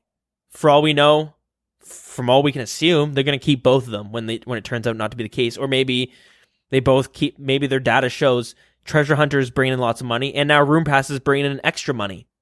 It's not like the Treasure Hunter people went to Runepass. It's bringing in both money, so let's keep them both. But them saying that they have this goal they need to meet with limited resources to do it each month, it kind of, maybe sympathize a little bit, sympathize, that, I don't know, that would be a tough position to be in. I'm sure the devs are not happy about trashing their game. They can see their database going down, but at the same time, maybe their hands are tied. I listened to a This American Life podcast, which they spent a day or a week with a car dealership to see what they go through. The car dealership, basically, you don't make much money, but at the end of the month, you can get a bonus from the company of the cars you're selling if you hit a certain quota. They're pressured to sell these cars, and let's say they're like 2 cars behind on their quota that month. Sometimes it's worth it for them, for one of the people who is a salesperson, to buy the car themselves. And I remember in that podcast, the guy would talk saying a bunch of times he had to buy a car and then sell it and then give it to his wife as a gift. But it's so he could hit that quota so he could actually make some money that month. So it kind of reminds me of maybe a situation like this. It's hard to say because we're just sitting behind a screen reading what they post, right? I don't know. It just seems like a rough situation. Well, let's see how things play out. But, we see the numbers. It's not looking good. The devs on that team certainly don't want a bunch of people quitting RuneScape 3 to come over to Oldschool RuneScape. There's some really dedicated devs there, but hey, I don't know. So that's the little update, just kind of some fluff they posted. And yeah, they said a bunch of devs, a bunch of JMods at the offices are very outspoken about it, and they don't, they're totally against microtransactions because there's a ton of people working for RuneScape 3. I'm sure a fair bit of them are probably not happy with microtransactions in their game. You can understand being a developer who's creating the next big boss, and then you have all these people who are like, we just came out with this new microtransaction we're going to throw on top, and they're just like, come on, like you're killing this game that I've spent so much time creating this great content. I don't know. But we'll have to see how that plays out. Because the problem is, if RuneScape 3 does get mobile, that player base, like the mobile player base, eats that shit up. Which is why we see so many freemium games. Let's keep it out of old school, Yeah, exactly. So hopefully we never see anything like that. And I'm sure if we do, they will regret it, because the thing with old school RuneScape, a large majority of these players are people who once quit the game before because of something they didn't like. So I'm sure many people have no problem doing it again if something else happens, right? Yeah. Anyways, enough of that. Let's move on to some actually related to old school RuneScape. Just a small little post on the subreddit by Hazel Lehaz. Probably not saying that name right, but so he was a winner from King of the Skill, which was an event that happened like 8 months ago, where you could basically sign up for it. You join this new world. You're all Iron Men, and you have, it's like 24 hours or something. You had a certain amount of time to gain as much experience as you can. And then there's a bunch of categories. There's like 5 winners for each skill, and then a total level winner. And they won a bunch of things, whether it was free membership, but there's also winners who got winners or winner. It's been a while, I can't remember. But that won a Chill Blast computer. Again, going back to the Chill Blast. So the problem is this user on subreddit, Hazel Lee has, never received his Chill Blast computer. Whereas many streamers and like popular people who play old school RuneScape received it pretty damn quick. Like Wooks, for example, received his reward pretty soon afterwards. So it seems like some of the non-popular players, they were kind of maybe left in the dark about it, or just Jagex was lagging in that aspect. So with this post, it gained some pretty good traction on the subreddit. Some J-mods appeared. Jagex Stone, Mod Stone, made a post saying, it's my fault. I will be sorting this Monday. Apologies for the delay. Any recipients will receive a text to confirm dispatch. So he's made a few posts basically saying he kind of bit off a bit more he could chew, with Theater of Blood and all that stuff.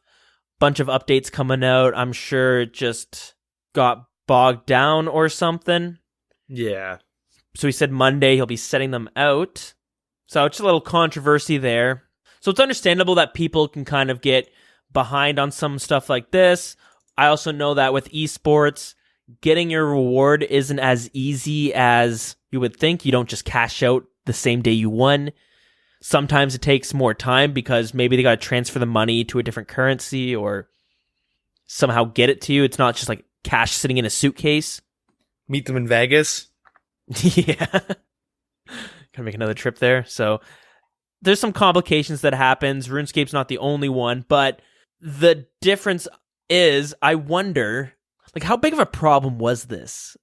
If this post on the subreddit never got pushed to the front page, how long until they would have got around to this? Did they forget? I know I was reading that there's some people who were supposed to win a mouse pad, which is a competition from, God, I don't even know how long ago. I don't even remember what competition that was. Can't even find it. So there's about 12 sets of prizes he had to send out. Should be happening this week. At least something's being done about these ones. I mean, I'm assuming the mouse pad probably got sent to the wrong address. Yeah, I'd have maybe. to assume that. I don't really know though. It's so weird.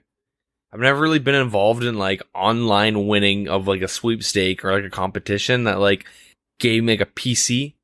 Usually it's something that does credits to a game or online. You know what I mean? Yeah. Usually if it's a smaller company, they'll do something that's a lot more manageable. But yeah, I don't know.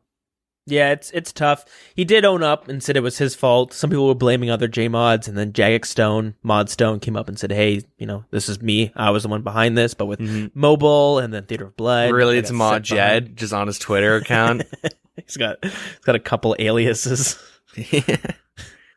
And I do know when it comes to sending actual prizes, for instance, this PC computer, this Chillbass computer, there's problems when it comes to crossing borders.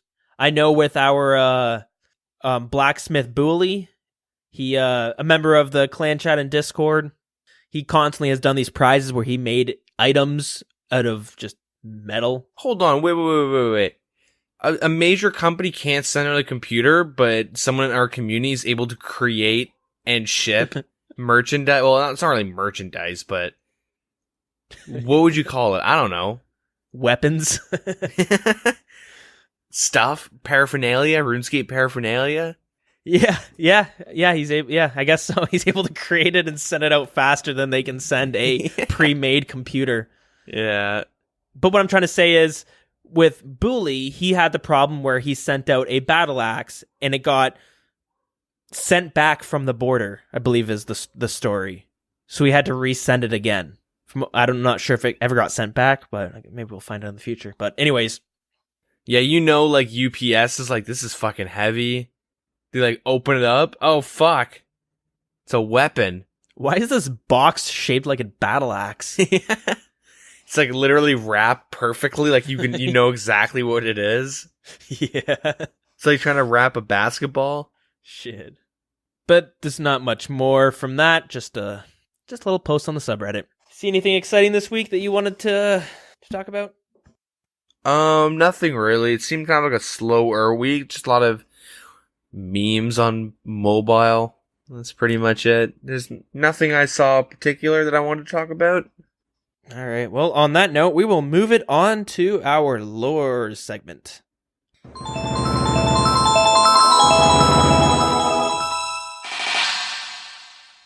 This week for lore, we are going back to our more quick-fire versions of it. We're going to be talking about some of the bosses in the game, and we're going to start with the giant mole. We're going to be leaving out the free-to-play bosses, as there's not really any lore to them, except that Obor and Bryophyta are both the Titan and the Titaness for their giant counterparts.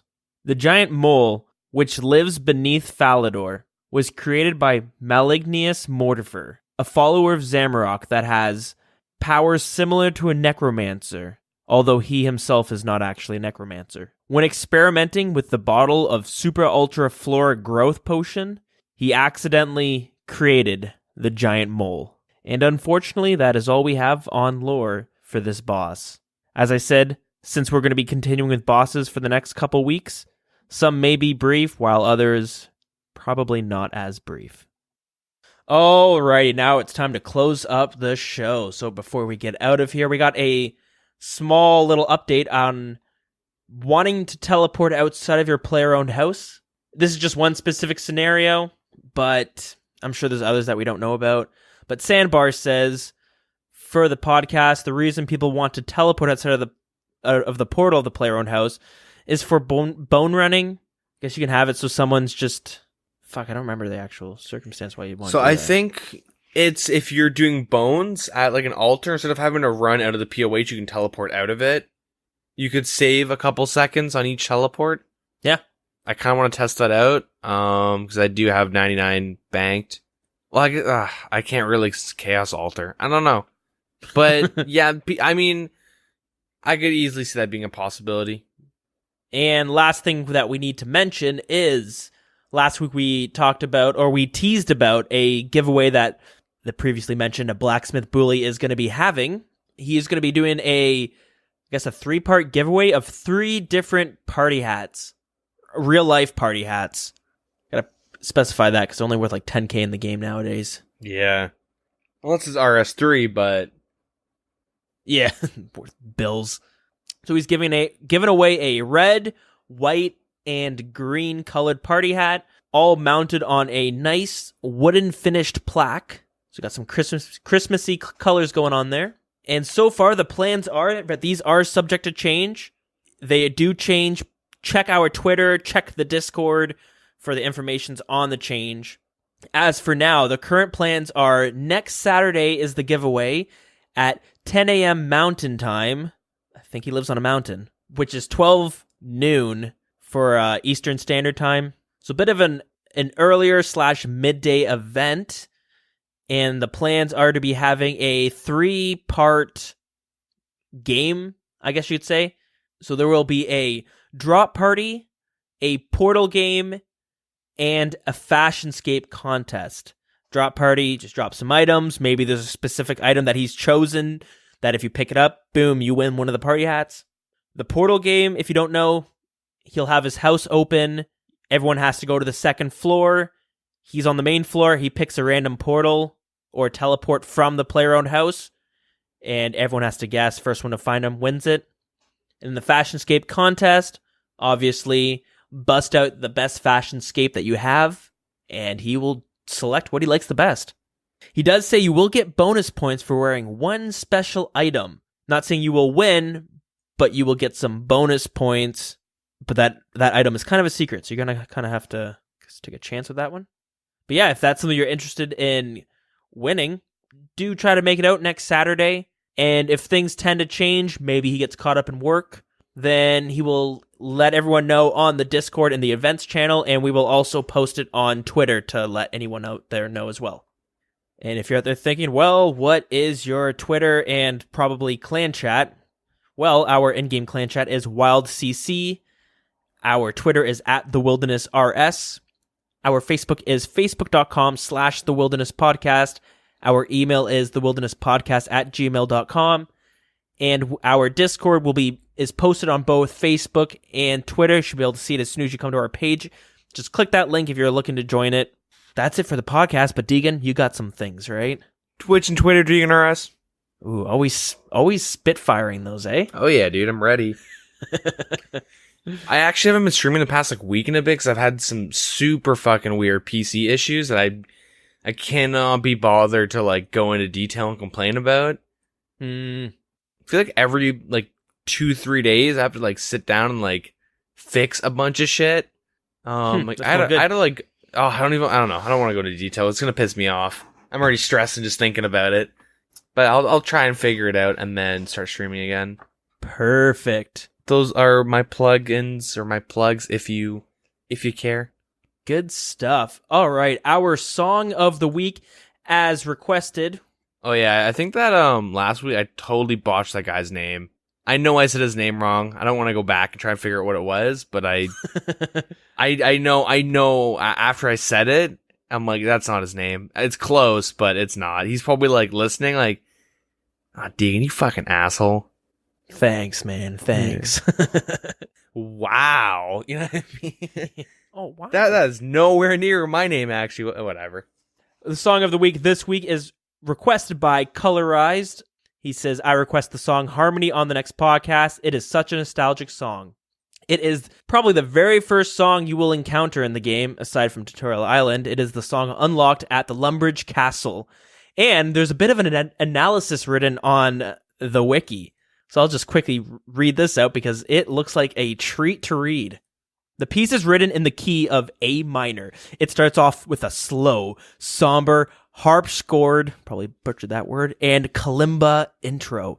It has a reoccurring melody, more instruments add to the line, counter melody, and harmony as it goes on, but the dynamics remain soft. After 2 playthroughs of the melodic line, it goes off to the tangents of outlining the chords of its harmony as the melodic phrasing from a breath flute. The piece returns to the original melodic line, this time with phrases being accompanied by an increase in melodic embellishment. The arpeggiated melody is repeated again before a short trumpet solo. The piece begins its original melodic lines with heavy brass and less of all other sections. The flutes have a short soli, or solo, I don't know, before the piece is mostly silent except for chimes, cello, and timpani. This section is relatively empty and the key has switched to the secondary dominant, E minor. The cello and the chimes play steady, sustained E. The timpani has a slightly more melodic interest with its parts. It is reminiscent of the trumpet soli, or solo. After the empty section, the key switches back to its original tonic as a breathy flute plays the melody. The trumpets have one final soli before the track ends. That guy must have been super stoned when he wrote that. Yeah, or he just got his first musical theory class from university. Is soli an actual word? I don't know. My analysis, it's pretty good. Yeah, it's good. Pretty good. The song's not bad. It's good. It's not the best. It's pretty good. So apparently soli, S-O-L-I, is pronounced so-lo. What? A musical composition or a passage or section in a musical composition written for performance by one singer or instrumentalist with or without accompaniment. Oh, you know what? Read the first letter of every sentence or every line. I'm totally fucking with you. Oh my god, it was like T-I-R. Sea shanty too. Fucking got me. All right, guys. Thanks so much for listening to episode 92 of the podcast. Till next week, we're at 93, past the halfway mark, because we're probably going to quit at 99 because I really don't think... I feel like there's a solid 7 more weeks of updates before they just bottom out. Yeah. So, like Seinfeld did, we have to get out while we're on top. Maybe, but probably not. All right, guys. Yeah. Till next week. Have a good one.